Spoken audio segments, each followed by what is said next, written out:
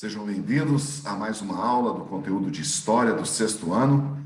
Nós estamos na semana 2. Meu nome é Rander e eu vou estar aqui com você. O tema da aula: surgimento e expansão do Islã. Atualmente, o islamismo é a segunda maior religião do mundo, atrás apenas do cristianismo. Por diversos séculos, os seguidores dessas duas religiões viveram em conflito devido à diferença entre suas crenças e valores. Entretanto, elas possuem mais em comum do que imaginamos, como, por exemplo, o fato de as duas serem monoteístas, a crença em um único Deus, descenderem direto ou indiretamente do judaísmo, terem um livro sagrado e crerem em um profeta. O islamismo surge na Península Arábica por volta do século VII, com Maomé, Mohammed. O termo Islã significa submissão e seus seguidores são chamados de muçulmanos. Devido à sua origem, muitos confundem árabes com muçulmanos, mas precisamos diferenciá-los.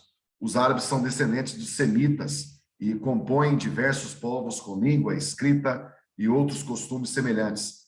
Já os muçulmanos são seguidores do islamismo, sendo que existem países árabes em que a maioria da população não é muçulmana, e há países de maioria muçulmana que não são árabes. Maomé nasceu no ano 571 do calendário cristão, na cidade de Medina.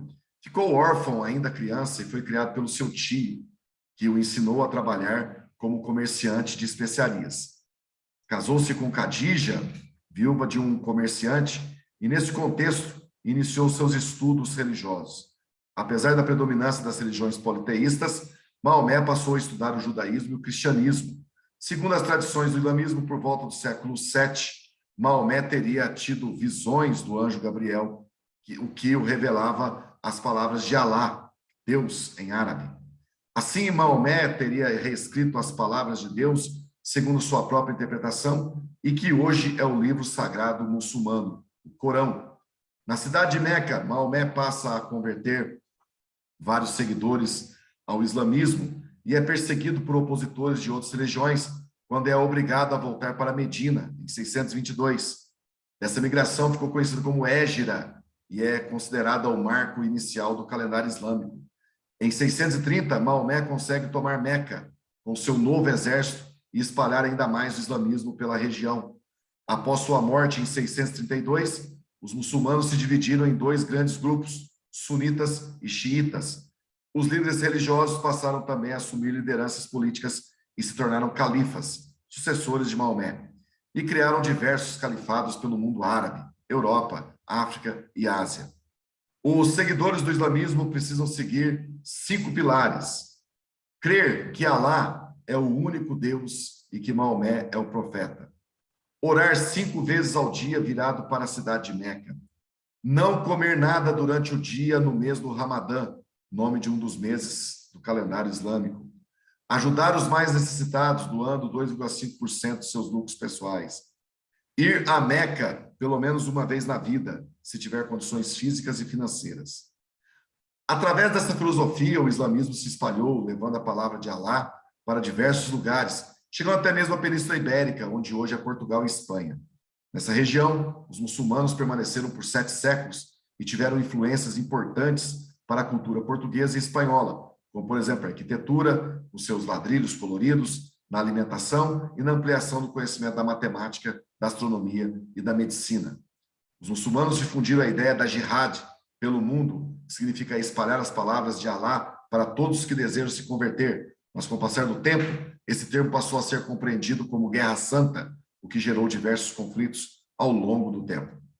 A influência dos muçulmanos, dos árabes no mundo é enorme.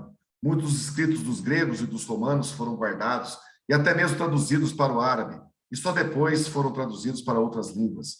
Os algarismos que utilizamos na matemática são de origem árabe, pois eles conseguiram chegar a números muito grandes e muito pequenos, já que utilizavam o número 0 para seus cálculos, apesar de o 0 ter sido a invenção dos hindus. A medicina também se desenvolveu através dos árabes, pois nos reinos cristãos não se podia utilizar os corpos para estudo. Vamos agora para as atividades. semana 2. Primeira resposta.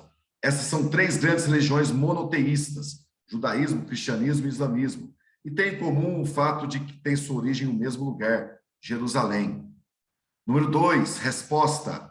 A Hégira foi a fuga de Maomé e seus fiéis de Meca para Iatribe, que passou a ser conhecida como Medina, em 622. Esse ano foi adotado como o primeiro da era muçulmana. Assim, o ano 622 do calendário cristão é o ano 1 da Hégira do calendário muçulmano. Assim, o ano 622 do calendário cristão é o ano 1 da Hégira, portanto.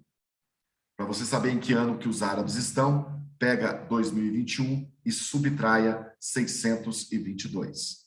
Número 3.